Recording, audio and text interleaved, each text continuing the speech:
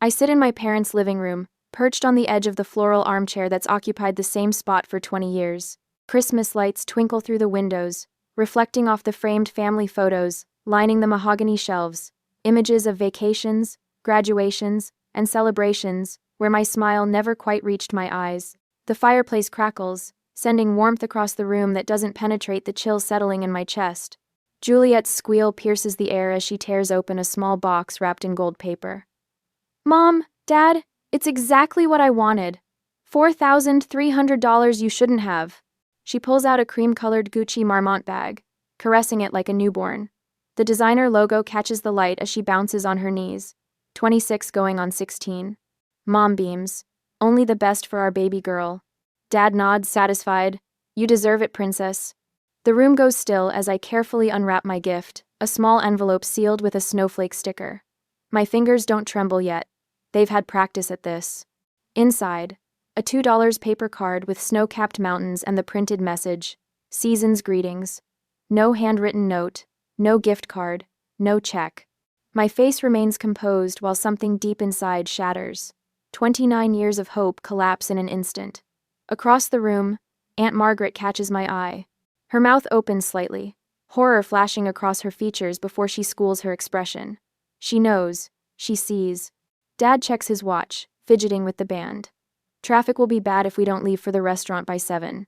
Mom hurries to refill Juliet's eggnog, avoiding my gaze with practiced ease. "Look how the leather catches the light," Juliet announces, parading around the living room with her new treasure. "It goes with everything I own." My hands finally betray me. A slight tremor as I carefully fold the card and slip it into my pocket. A souvenir of invisibility. Earlier today, I stood in my modest Portland apartment, wrapping gifts I'd selected with painful care. My teacher's salary of $57,000, stretched thin between student loans and rent, but I'd saved for months for this day. The Italian silk scarf for Mom, $180, wrapped in silver paper with a bow I'd tied 3 times to get perfect. "She'll love the blue pattern," I whispered, smoothing the edges. The Parker pen for Dad, $145, engraved with his initials, nestled in a velvet box. He mentioned needing a new one for client meetings. The rare art book for Juliet, $120, wrapped with a handwritten note about the exhibit we'd promised to see together. A sister promise never kept. "Maybe this Christmas will finally be different," I told my reflection as I applied mascara, careful not to smudge. Hope, that stubborn weed, still blooming after decades of frost. Now I stand, smoothing my skirt as the family continues celebrating around me. Juliet snaps photos of her bag for Instagram. Dad pours another bourbon. Mom arranges cookies on a vintage platter. "I think I need some fresh air," I say, my voice steady despite the earthquake in my chest. No one looks up except Aunt Margaret, who crosses the room and touches my shoulder. Her fingers press firmly, a Morse code of understanding. "You're not wrong," she whispers. "You deserve so much more." I nod once, throat tight, and retrieve my coat from the hall closet. The wool scratches against my wrists as I button it methodically from bottom to top. No one notices as I walk out the front door, leaving dinner unfinished. The profound silence follows me down the porch steps, across the icy walkway, to my car dusted with fresh snow. The drive to Council Crest Park takes 12 minutes. I park facing the overlook, Portland's lights spread below like fallen stars. The city continues its Christmas Eve rhythms, oblivious to single-car vigils and broken traditions. When did I become so invisible to them? The words fog the windshield, questions without answers. I remove the card from my pocket. Not just paper, but a symbol of lifelong dismissal. 29 years of hoping for equal love compressed into a mass-produced greeting. My tears finally flow freely, hot tracks down cold cheeks. 29 years of hoping for equal love, and now I see it will never come. The city lights blur through my tears, transforming into smeared watercolors against the night. I wonder how many others sit alone tonight, clutching evidence of their family's failure to see them. Have you ever felt invisible to those who should see you most clearly? A month has passed in silence. Only occasional calls from my family, yet my aunt calls often to check up on me. One Tuesday after work, I spread photo albums across my living room floor, January sunlight struggling through Portland's perpetual cloud cover. 1 month since Christmas. 1 month since the $2 card. Elise Turner, archaeological dig. I whisper. tracing my finger along a photo from my 13th birthday. A supermarket sheet cake sits before me, frosting slightly melted under kitchen lights. My smile looks rehearsed. Beside it, I place another photo. Juliet's Sweet 16 at the Benson Hotel, crystal chandeliers gleaming above a 3-tiered custom cake. Dad's arm draped around her shoulders while Mom adjusts Juliet's new pearl necklace. I never realized how methodically I've documented my own erasure. College acceptance letters, preserved in plastic sleeves. Mine to Portland State with a full academic scholarship. Their note paper clipped to the corner. You'll need to work part-time for expenses. Juliet's to fashion school with their scrawled message. We're so proud. Don't worry about anything but your studies. My fingers shake as I turn to my graduation photos. Mom and Dad arriving 20 minutes before the ceremony ended, Dad checking his watch repeatedly. Sorry we're late, honey. Juliet's preliminary fashion show needed our attention. Mom had smoothed my collar, left lipstick on my cheek, and asked when I planned to start job hunting. The evidence surrounds me like archaeological artifacts of a civilization built on imbalance. I open my desk drawer and pull out a leather-bound ledger book. Inside, columns of numbers track years of self-sufficiency, student loan statements totaling $24,800, despite working 20 hours weekly at the campus bookstore for $12 an hour. An email printout from Dad. Sorry, we can't help with your apartment security deposit right now. Next to it, a newspaper clipping about Juliet's fashion school. Tuition, $38,000 per year, plus $20,000 for her essential study program in Milan. The figures burn in my vision like accusing neon signs. My current rent statement, $1,200 monthly for a 1-bedroom apartment with unreliable heating. Juliet's Instagram post about her new downtown luxury apartment. Blessed family support. Rent, $2,800. Fully funded. My phone buzzes. I ignore it, focusing instead on a stack of family birthday cards. Mom's handwriting across multiple years. Elise, I retrieve my journal from the nightstand and carefully place the card inside. Beneath it, I write in deliberate letters, the last time I'll beg for love. My phone buzzes again with a family group chat notification. I open settings and silence it. Done. Another text from Mom. Casual dinner Sunday? Your father's grilling steaks? I type, sorry, I have plans. No elaborate excuse, no promise to reschedule. Juliet calls next. Elise, can you help me move into my new place next weekend? Mom and Dad are busy with some financial thing. My finger hovers over the screen. The old Elise would rearrange her schedule, would show up with coffee and donuts, would spend hours assembling IKEA furniture while Juliet directed from the sidelines. I'm not available. I text back. Good luck with the move. 3 dots appear as she types. Disappear, reappear. Finally, what's wrong with you lately? I take a deep breath and type what might be the most honest message I've ever sent. I need some time away from family gatherings. The response is immediate. Mom's going to be upset. I set the phone down without replying. For once, that's not my responsibility. Standing before my bathroom mirror, I study my reflection. The same hazel eyes, the same straight nose, the same person who has spent 29 years hoping for equal footing. When does hope become self-destruction? I ask my reflection. Back at my journal, I write another question. What would I tell my students if they were treated this way? The answer comes with startling clarity. I would tell them they deserve respect. I would tell them love shouldn't require constant proof of worthiness. I would tell them that sometimes the family we're born into isn't equipped to see our value. I close the photo albums, tuck away the ledger of financial inequities, and stack everything neatly in a storage box. Not to forget, to preserve the evidence. To remind myself on weekdays that this isn't imagined. This isn't overreaction. The pattern is real. The erasure is documented. And for the first time, I'm allowing myself to see it clearly. When did you realize a painful pattern in your life needed to change? 6 weeks later, I am already into the new job position, and I am completely focused only on myself. The sun streams through the windows of the pottery studio as I sink my fingers into cool clay.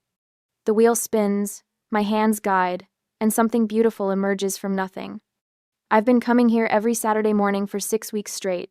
The $250 receipt for the course pinned to my kitchen calendar with a magnet that declares, investment in myself. You've got a natural feel for this, Elise, says Miranda, the instructor.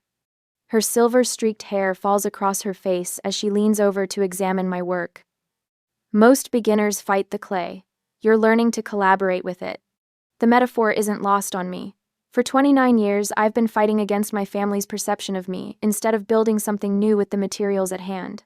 Thank you, I say, applying gentle pressure to form the lip of what will become a serving bowl. I'm trying to be more patient with the process. Not just with clay, but with myself. The words from yesterday's therapy session echo in my mind as clearly as if Dr. Williams were standing beside me. Your worth isn't measured by their recognition. $90 per session, money I once would have spent on elaborate gifts for people who never appreciated them.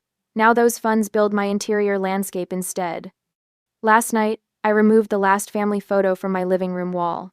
The space now holds 3 framed prints I selected from a local artist, images of solitary trees standing strong against stormy skies.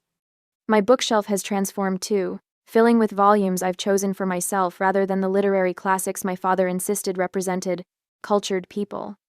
My phone buzzes. Mother's name appears on the screen with her weekly attempt to restore the old dynamics. Elise, dear, I was thinking you should host Easter dinner this year. Juliet is so busy with her new project, and it would give you a chance to show everyone your cooking skills. The ellipsis in her voice carries the weight of unspoken judgment.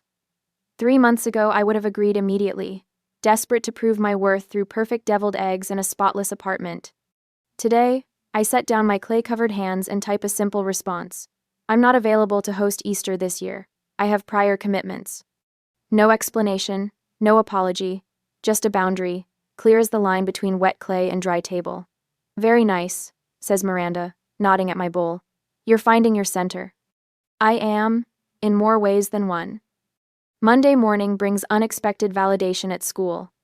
Principal Harrington calls me into his office, sliding my teacher evaluation across his desk with a rare smile warming his typically stern face. This is exceptional work, Elise. The student responses to your creative writing unit were remarkable. I've never seen engagement numbers like these. I accept the folder, scanning the comments from students. One jumps out.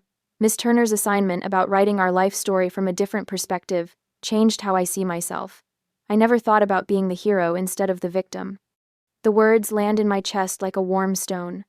All those years feeling invisible, and here I am, helping others see themselves more clearly. There's something else, Principal Harrington continues. We need someone to lead the summer writing program. Your independent spirit is exactly what we need. It comes with a stipend, of course. The word independent no longer stings as it once did when my mother used it to justify her neglect. Now it carries the weight of respect. I'd be honored, I reply, straightening my shoulders. That afternoon, I receive an email inviting me to present at a regional education conference. My finger hovers over the delete button, my first instinct to assume it's been sent to me by mistake. Then I remember Dr. Williams's words, assume you deserve good things until proven otherwise. I click accept instead. Later that evening, I open my banking app and transfer $500 into the account labeled Home Down Payment, the first deposit of many. A home that will truly be mine, not a space I occupy at the edges of someone else's life. The phone rings at midnight. Juliet's sobbing voice fills my ear before I can even say hello. He broke up with me, Elise. I can't believe it. Derek just walked out after dinner. I need you to come over. I can't be alone right now. The old Elise would have jumped from bed, thrown on clothes, and driven across town at unsafe speeds to comfort her sister. The woman I'm becoming takes a breath. I'm so sorry that happened, Juliet. I can talk tomorrow during my lunch break. What? I need you now. This is serious. I understand you're hurting. I'm available at noon tomorrow. My time matters too. The shocked silence stretches between us, a new territory neither of us has mapped before. I guess I could wait until tomorrow. Juliet finally whispers. Then, something I've never heard from her before. I'm sorry, Elise. I didn't think about what time at Island.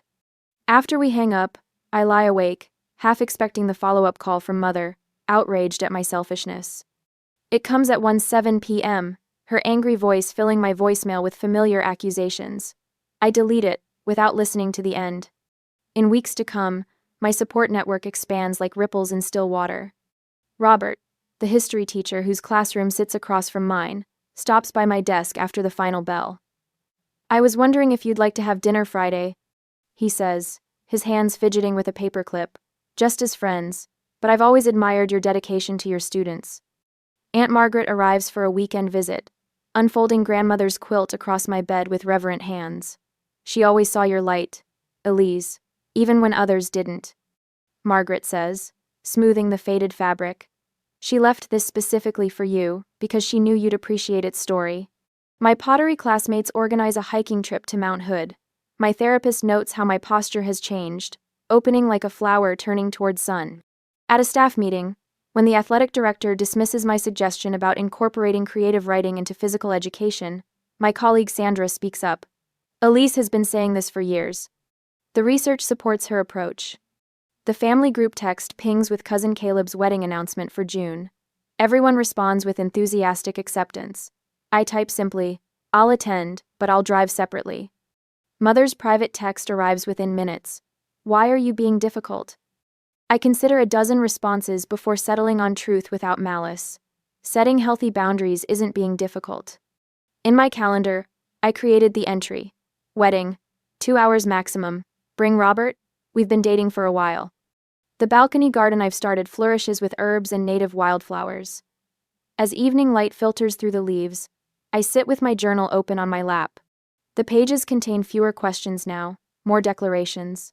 Today I write, growth requires both distance and nourishment.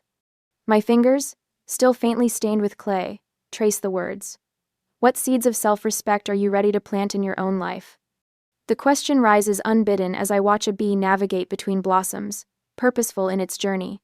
The answer blooms within me, stronger than any doubt could overwhelm, ones that will finally allow me to thrive. And in months to come I will finally show my family who I am. On the day of the wedding, 3 months later, I step out of Robert's car, smoothing the fabric of my sage green dress. The simple silk falls just below my knees, affordable elegance that took 3 months of careful budgeting.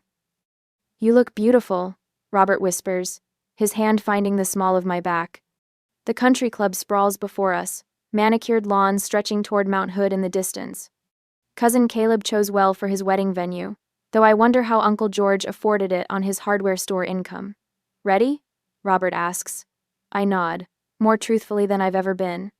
6 months of therapy and boundary setting have armored me for this family gathering. Juliet spots us immediately, waving frantically from the entrance. Her sequined cocktail dress catches the afternoon sunlight, sending prisms dancing across the pavement. Too formal for a garden wedding, but that's Juliet always one notch above appropriate.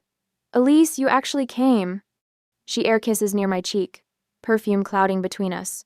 And you brought a friend? Robert Thompson, he says, extending his hand. Elise's colleague. And more, I add firmly. We've been dating for 3 months. Juliet's perfectly plucked eyebrows rise. Mom didn't mention that. Mom doesn't know everything about my life anymore. Before she can respond, Mom appears, her smile stretched thin as worn elastic. Her eyes dart between us, landing on my simple gold necklace, the dress, Robert's steady presence. Elise, darling. Her hug feels mechanical. Your apartment must be getting cramped with company these days. Have you thought about upgrading? The old familiar sting threatens, but I breathe through it. My apartment suits me perfectly. Dad approaches, tugging at his collar. The suit hangs looser than I remember. There's my independent girl, he says, patting my shoulder awkwardly. Your apartment must be getting too small for you now. Same script, different Turner. I simply smile. Aunt Margaret rescues me, swooping in with a genuine embrace.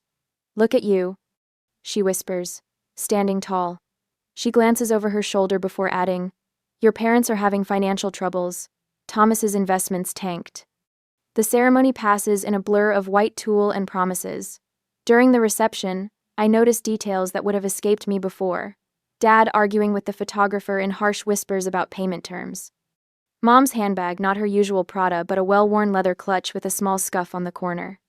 And most telling, Juliet's panicked expression when the bartender returns her credit card, shaking his head. The garden behind the reception hall offers temporary escape. Roses climb trellises, their June blooms heavy with perfume. I breathe deeply, counting backward from 10 Dr. Williams's technique for processing surprise without reaction. Running away again? I turn to find Juliet, her mascara slightly smudged at the corners. Taking a moment, I correct her. The difference matters. She slumps onto a stone bench, unexpectedly graceless. You're different now. Yes. I realized how unfair everything was. The words tumble out, unpracticed. I'm sorry, Elise. I wait, years of experience teaching me that Juliet's apologies often come with conditions. They can't support me anymore. She continues, voice cracking. Dad's business is collapsing. The condo's being sold. My credit cards are maxed out. I sit beside her, maintaining careful inches between us. That sounds difficult. I never learned to stand on my own like you did. A tear tracks through her foundation. I don't know how to live on what I actually earn. The sunset paints the garden in amber light, turning Juliet's sequins into tiny flames. We sit in silence, the first comfortable quiet between us since childhood. Back inside, Dad corners me near the cake table. You've always been good with finances, he begins, voice unusually hesitant. Teachers have excellent retirement planning skills. I sip my champagne, waiting. We might need some advice. Family helping family, you know. Before I can respond, relatives swarm around us. Elise, heard you got department head. Uncle George booms. Always knew you'd be successful. Mom appears at my elbow. Elise was always our practical one, she says, her fingers nervously twisting her wedding band. So responsible. Across the room, Robert chats with his sister who drove up from Salem. She's the most respected teacher at her school. I overhear him say, pride warming his voice. Juliet approaches, subdued. Do you know about affordable apartments in Portland? Maybe with roommates? The irony isn't lost on me after years of invisibility. Suddenly everyone sees me, not for who I am, but for what I might provide. When Dad mentions temporary family assistance later, I maintain polite distance without cruelty. I'm not in a position to help financially. I tell him directly. My budget is carefully balanced with my own needs. To Juliet, I offer what she actually needs. Start with a budget and roommates. It's how I survived my first 3 years teaching. 2. Mom attempts guilt her specialty. We always supported you. Emotionally or financially? I ask quietly. Her silence answers more truthfully than words could. At 9, I find Robert by the bar. Ready to leave? I ask. The relief in his eyes mirrors my own. Whenever you are. We slip away during the bouquet toss, driving toward Cannon Beach rather than returning to Portland. The night air carries salt and freedom as we walk barefoot along the shoreline, shoes dangling from our fingers. You handled that beautifully, Robert says.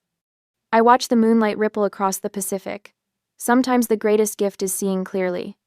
The waves crash and retreat, a rhythm older than family patterns.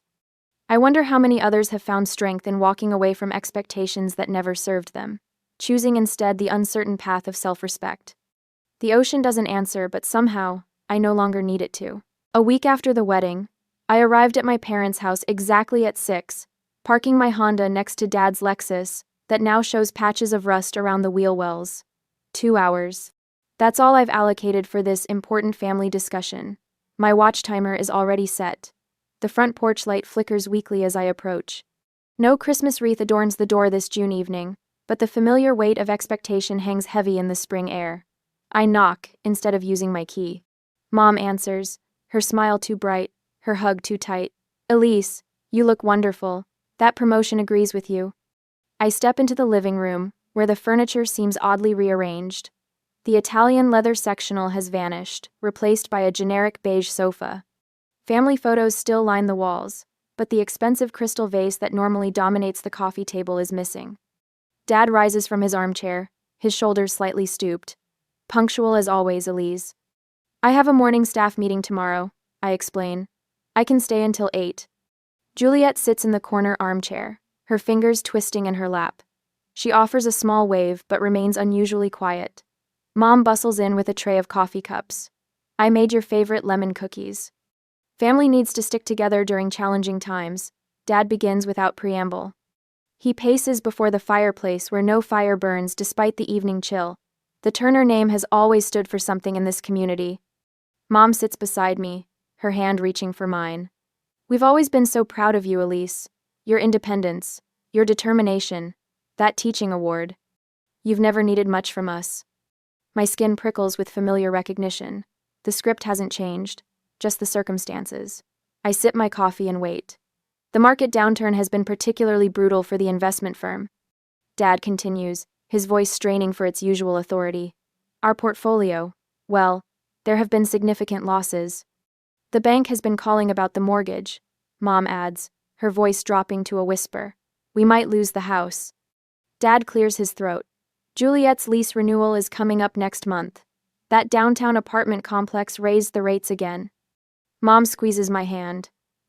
We noticed your school district announced that new department head position, the one with the substantial raise. The pieces click into place with perfect clarity. I set my coffee cup down carefully on the table. We're just wondering if you might temporarily help with Juliet's expenses. Dad says, the word temporarily, stretching thin between us, just until things stabilize. Family helping family, Mom adds, her smile wobbling. You've always been our rock. The room falls silent. Juliet studies her expensive manicure, shame coloring her cheeks. I need to say something that's long overdue. My voice sounds steadier than I feel. I reach into my purse and withdraw the Christmas card, now slightly worn at the edges from the months I've carried it. I place it on the coffee table. This was the moment I finally saw the truth. Dad glances at the card dismissively. A Christmas card? Really, Elise, we're discussing serious financial matters here. This isn't about money. I trace the paper mountain scene with my finger. This is about 29 years of messages that I matter less. Juliet's sweet 16 at the Benson Hotel while my 13th birthday was celebrated with a grocery store cake. My college scholarship with your note that I should work part-time, while you fully funded Juliet's fashion school and her semester in Italy. Mom's face drains of color. We never meant. I don't believe you did it consciously, I continue. But it happened consistently. Every birthday, every Christmas, every milestone. That's ridiculous. Dad's face flushes with indignation. We gave you everything you needed. But never what she wanted, Juliet says suddenly. All eyes turn to her. She's right. We've always treated her as less important. I've watched it my whole life and benefited from it. Dad's mouth opens, then closes. The foundation of family mythology cracks visibly before my eyes. This isn't about punishing anyone, I say.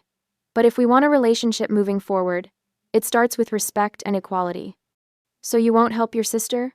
Mom's tears spill freely now, genuine rather than strategic. I'm not saying that. I'm saying I won't be the family's financial solution while the pattern continues. I won't fund Juliet's luxury apartment when I've struggled to afford my own place. I won't contribute to a dynamic where I give everything and receive nothing. After all we've done for you. Dad's voice rises sharply, revealing his true expectations. This is how you repay us? I'm offering something better than money.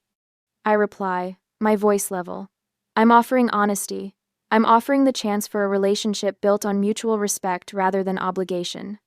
She doesn't owe us, Juliet says quietly. None of this is her responsibility. The silence that follows feels like the first honest moment we've shared in decades. I stand, smoothing my skirt. I need acknowledgement of what's happened. I need my boundaries respected.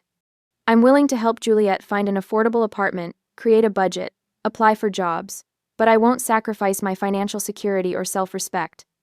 Mom's shoulders shake with silent sobs. Dad stares out the window, his back rigid with pride. Think about what I've said. I gather my purse. I'll let myself out. The night air feels cleansing as I walk to my car. Stars pierce the darkness overhead, witnesses to a truth finally spoken. I realize, starting the engine, that the truth doesn't need to be harsh to be powerful. It simply needs to be spoken. What truth have you needed to speak, even when others weren't ready to hear it? I unlock the door to my new Portland condo, the key sliding into place with a satisfying click. 1 year after that Christmas revelation, my life stands transformed not by what others gave me, but by what I finally gave myself permission to matter. Last box, Robert announces, setting a cardboard container labeled books on the bamboo floor I selected myself. His steady presence these past months has become a comfort I never knew I needed. Not rescue, but partnership. I trace my fingers along the framed house key mounted on the entryway wall. Beneath it, a simple plaque reads, $18,000, the price of freedom, each dollar representing months of overtime, careful budgeting, and saying no to family expectations that once consumed me. Department head looks good on you, Aunt Margaret remarks, arranging wildflowers in a ceramic vase I created in pottery class. She touches my shoulder, her eyes crinkling with pride. You built this life brick by brick, Elise. The afternoon sun spills through windows I spent hours selecting, casting golden rectangles across the dining table set for 4. Not a grand gathering, but an intentional one, Robert. Aunt Margaret and Juliet will join me for dinner. My terms, my space, my boundaries intact. Dad's text message arrived this morning. Hope the move went well. 5 words representing his struggle to navigate our new reality. Mom calls weekly now, her conversation careful but increasingly genuine. Small steps toward what might someday become authentic connection. Juliet arrives, carrying a houseplant and a bottle of mid-priced wine. Her designer bags have disappeared, replaced by sensible work attire from her first real job. The apartment hunt is going well, she says, helping me arrange plates on the table. My roommate works in accounting. She's teaching me about budgeting. Her voice holds a newfound humility that sometimes catches me off guard. Later, as Robert helps me hang curtains in the bedroom, his hands steady on the drill, he asks, "Have you thought about next summer? That cabin on Mount Hood is still available for rent." I smile, no longer afraid of future possibilities. I'd like that, I answer simply. When everyone leaves, I prepare for my first night alone in my new home. I place the Christmas card, that $2 catalyst for change, in a simple frame on my desk. What once symbolized invisibility now represents strength discovered through pain. I open my journal, running my hands across a blank page before writing, "Worth is inherent, not earned or granted by others." At school, a young teacher sought me out yesterday, tears streaming down her face after a family gathering where her achievements were dismissed. I recognized that wounded look all too well. "Your boundaries aren't selfish," I told her, offering tissues and the validation I once desperately needed myself. My savings account grows steadily, now labeled Future Dreams instead of Emergency Fund. The local pottery studio called yesterday about displaying my pieces next month. From my small balcony, I watch the Portland sunset paint the sky in watercolor hues. 1 year ago, I sat in my car sobbing over a meaningless card. Tonight I stand surrounded by a life built on my own terms. The gift, I whisper to the evening air, was finding myself. I close my journal, no longer needing external validation to know my value. Turning off the porch light, I walk into rooms furnished with intention and self-respect. Love that must be earned isn't love at all.